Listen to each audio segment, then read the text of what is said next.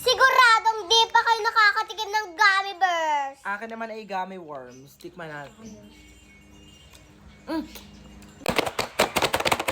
So guys, ayan, bumili po kami ni Aling Maliit tsaka Sakmo ng Zestar Chewberry Mini Gummy Bears. Ito isa.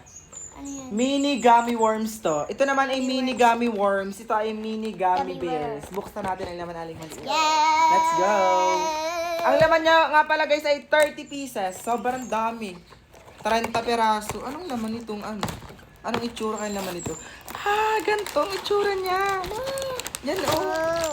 Ganito yan Pwede siya ito. Ito yung gummy bears. Ang kayaling maliit. Ang kayaling maliit ganito. Gusto ko yan. Ganito kayaling maliit Gummy worms. Yan gummy worms. Ano kayo mas masarap?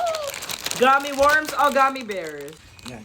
Tikman nyo tong gummy bears. Akin ay... Pakita nyo kung ano itsura niyan. Gusto ko purple. Akin ay green. Ito. Purple ako. Bear na bear siya. Yan. Tcharan! Tikman natin.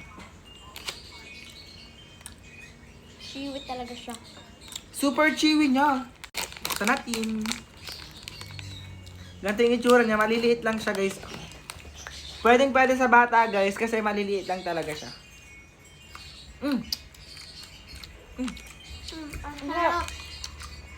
Gusto ko to. Ano gusto nyo? Gummy worms or gummy bears? Parehas lang.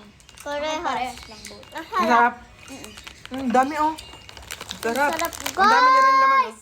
Siguradong matutuwa ang mga anakis nyo kapag meron silang gantong candy. Kaya kung di pa kayo nakakatikim ng ganto, aba, bumili na rin kayo. Nasa yellow basket lang namin nila Aling Maliit tsaka Sakmo. Kaya ano pang inantay nyo? Mag-check